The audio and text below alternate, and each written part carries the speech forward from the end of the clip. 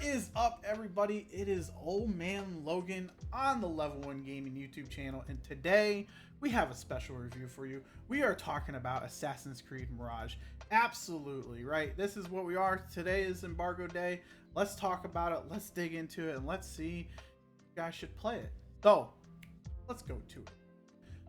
So, with Assassin's Creed Mirage, we are celebrating 15 years of the Assassin's Creed franchise.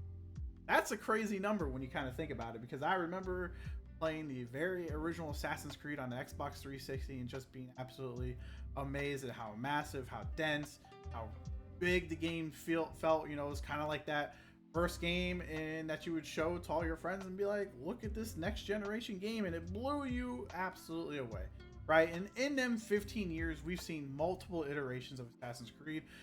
We've seen the franchise go from annual release, where they were pumping out an Assassin's Creed almost once a year.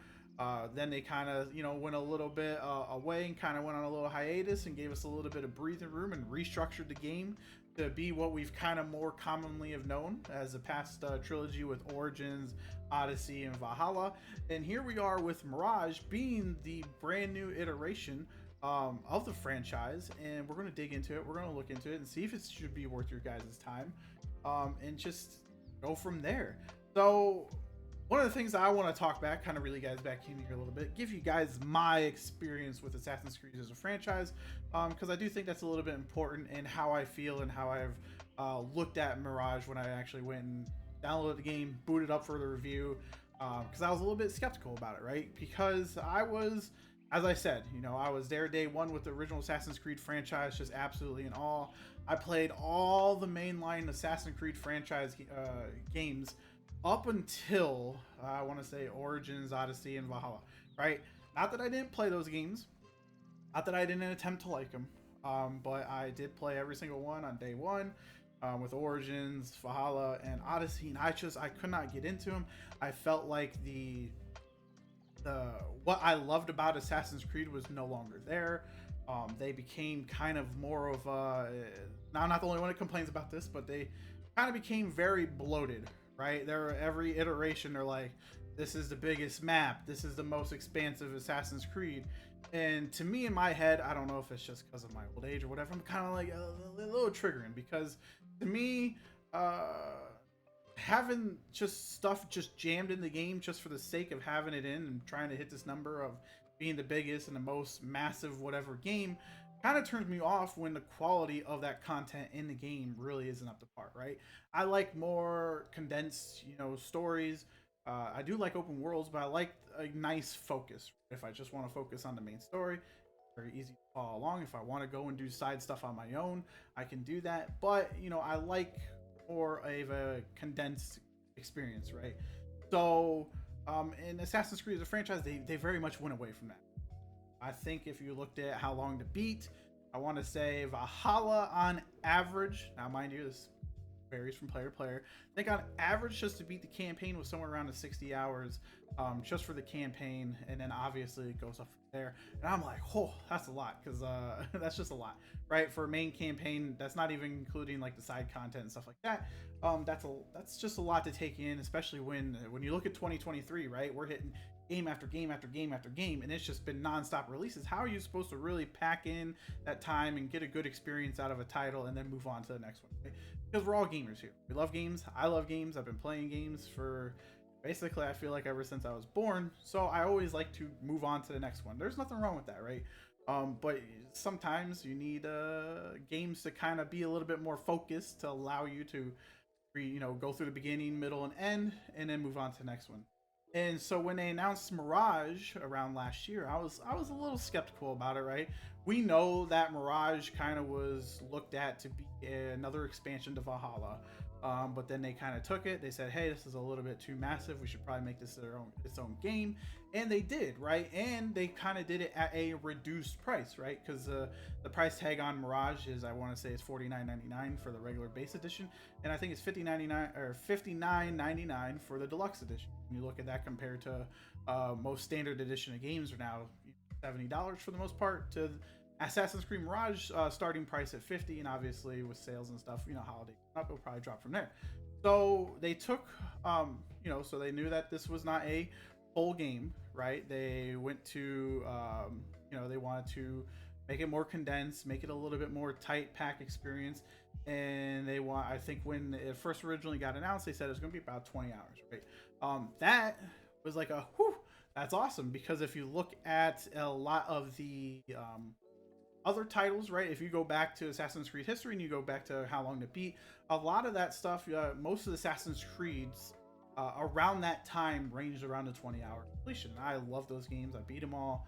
I think the only one that I haven't done is Rogue. So like, boom, another trigger. Awesome, right? So Assassin's Creed Mirage is already looking good in my mind, right? So that's just great. That's positive. That's awesome. It's great energy for me as a reviewer, for me as a player, and I know that there will be a lot of people that will look at this game and be happy that it's a more condensed experience, right? So another thing that they touted, right, is Assassin's Creed Mirage back to kind of its roots, and I would say yes and no, right? When they talked about Assassin's Creed Mirage, like, hey, we're kind of celebrating the franchise's 15-year anniversary, and I can kind of see the perfect blend that I would say for Mirage is that they kind of mix the mission structure and like the investigation process and stuff like that you would see probably in the original Assassin's Creed, probably more so like Assassin's Creed 1. You'd eavesdrop, you find different ways to get into your area to take out the target, your assassination target. You'd blend in, do all kinds of different things, right? But then they also have like where you can mercenaries to kind of guard you, right? If you get spotted or whatever, they help you help dispatch them and basically assist you in completing your task. Or you can, do kind of a different assortment of things to basically get into the fortress that you're trying to break into. So they have like the mixed mission structure, and it's kind of like a spider web, right? You see like the investigations and tabs that you're trying to do, and the marks that you're trying to go after, and then basically it's all funneling to the big bad, right? The big bad that you're trying to take out. And so that's how like the structure and the missions is set up for Assassin's Creed. I liked because it was very streamlined, and there is side stuff that you want to go do, like if you want to do collectibles, if you want to do a couple other side missions and stuff, they do have those as well, right? So it's not just boom straight, where you can veer off and do some side content and do some searching and go hit your eagle points, right, and do the synchronization, all that good stuff, which you can never get over being on top of the tallest building in a region and seeing how beautiful the landscape. So they took that and they took that mission structure, kind of like the original Assassin's Creed, and they blended it, right, with the combat system from, I want to say, like the past trilogy, right? Assassin's Creed Origins, Valhalla, Odyssey stuff, where you have like the different combat and stuff mechanics that are a callback to that series, right? They didn't go fully back with the gameplay aspect of it, but they did, kind of keep, don't fix what's broken, right? Because I will say Odyssey, Origins, and Valhalla, they did have a great combat scheme, right? They were, like the fighting, the combat, the parkour and stuff like that was actually really good in those. So they kind of, blended a little bit of the structure of the old Assassin's Creed with the gameplay of the new Assassin's Creed, and they kind of mirrored it together to make Mirage. Boom. Another great point. Loved it. Absolutely loved it. There's still, like, if you like collectibles, if you like going around there's still that in Mirage. Definitely tons of stuff. I know when I finished my playthrough, I was at about 17 hours, close there. And I still have a lot that I can go back and do, and probably, clean up some achievements and go and do some collectibles and finish some side missions and stuff. So if you're looking for like that tight-knit 20-hour experience, right? Get in, get out in 20 hours. Mirage is definitely right up that alley. And that's another thing. Like, I like the whole less is more, right? They got rid of one of the things that threw me off about Valhalla is if you booted up Valhalla right now, it's just a endless stream of quests. You have nowhere to go, right?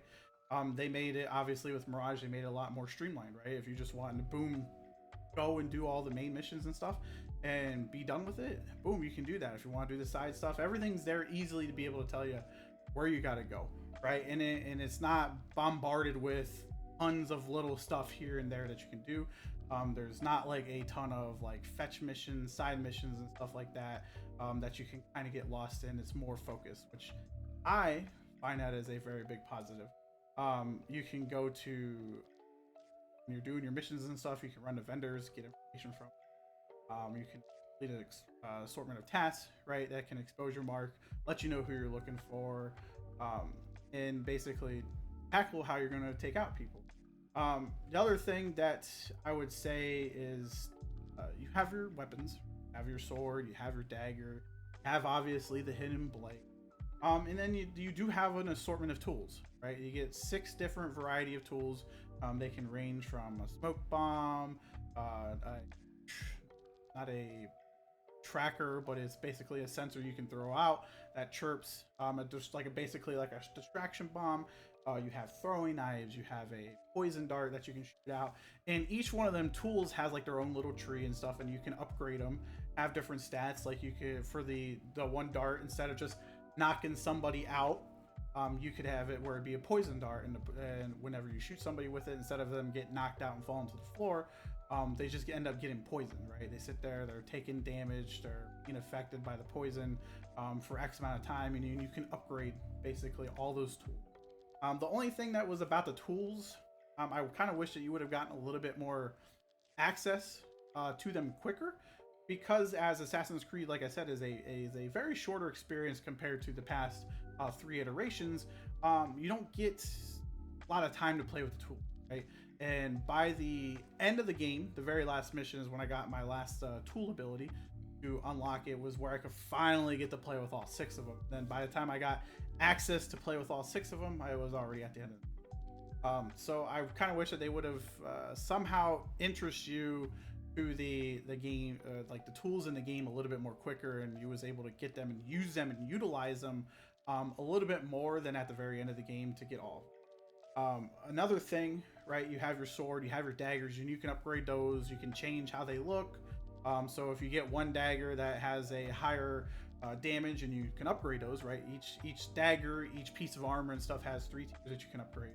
And they'll have little status effects. Like the one stuff that I did is when I executed, and when I was in combat, I executed enemy, I would get a percentage of health back from that execution.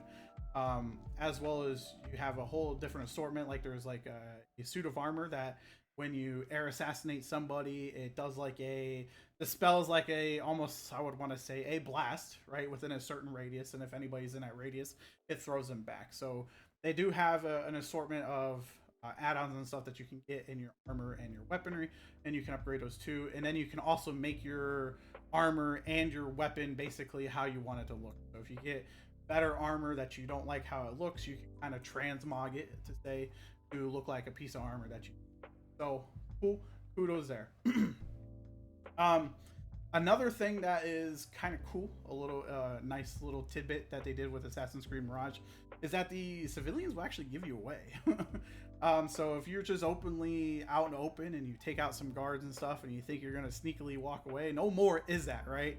No more do people look confused and wondering what's going on. Like they'll actually call you out. They'll call for guards to come help you, and if you're in that area when the guards come, you have to go into like a chase and run away from them. You do have a meter that has 3 different tiers, and basically each one of those tiers is the like your heat level, like GTA, whatever. If you go 1 star to 5 stars, right?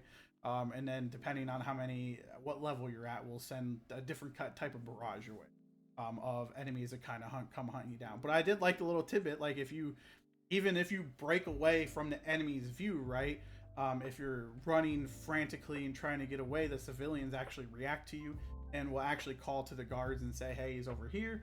Also, especially another thing, if you fail at pickpocketing some people, if you're trying to get treasure, money, whatever from them, the actual person, when they find that you try to pickpocket them, they'll start yelling at the guards and stuff. And so that was just like a nice tidbit, because it does add a little bit of spice, right? You can't just be hectic, right? You got to kind of be thinking your process here, and you don't want to leave bodies or assassinate people in front of, civilians and stuff, because next thing you know, you're going to be getting called out and going into a chase. So I definitely really like that.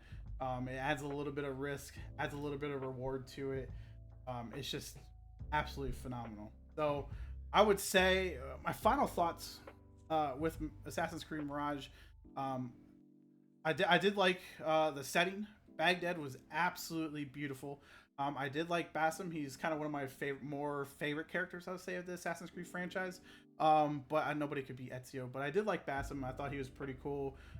His story and what he kind of becomes, because you kind of go from a street thief trying to impress the hidden ones, right? They don't call them the Creed, like the Assassin's Creed. The Assassin's Creed are called the hidden ones, and then basically the bad guys are the Order. So Basim wants to, at the very beginning of the game, wants to impress the hidden ones by stealing a relic. And then basically you go from kind of like a street thief to basically moving your rank as you're going through the story up to an assassin.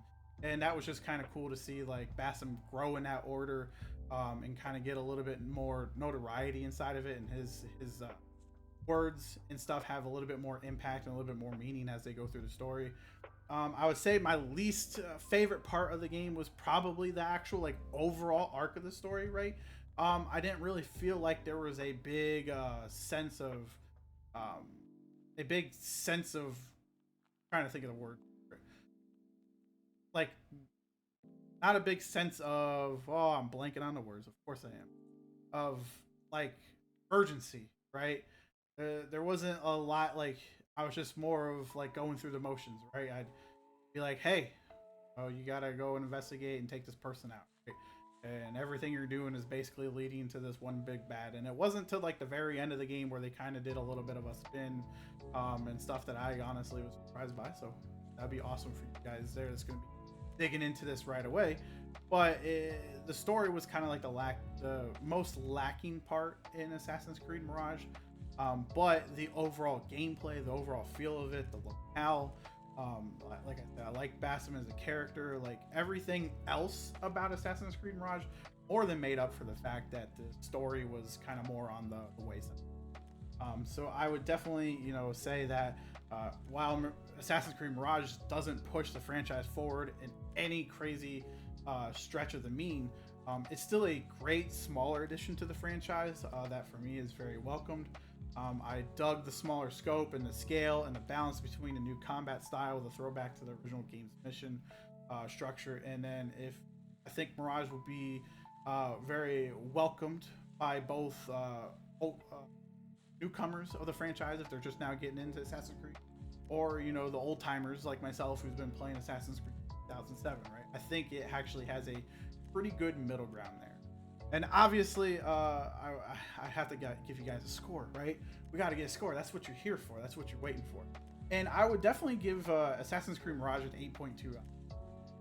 And that is, I think, a pretty damn good score. And for what Assassin's Creed Mirage has set out to achieve, I think they nail it on all ends. I would definitely highly recommend, if you're a fan of the Assassin's Creed, or if you've been like me and away from the franchise for a long time because you didn't like the direction that they went, this will definitely pull you back in, and there'll be some surprises along. Just for integrity purposes, I always like to put this out there in my reviews. My end play time was about 17 hours. I think it was 16 hours and 44 minutes at the time of this review. Obviously, I'm going to go back and clean up some more stuff, so that time will be greater after this review. And I did unlock 24 out of the 50 achievements, so I was almost at that halfway point. And then obviously the code was provided to us by the publisher, so shout out to Ubisoft there. And hopefully you guys like this review. If you did like this review, leave a comment down below, hit that subscribe button, hit that like button. We appreciate it more than you guys will probably ever know. And that is it for me. Peace.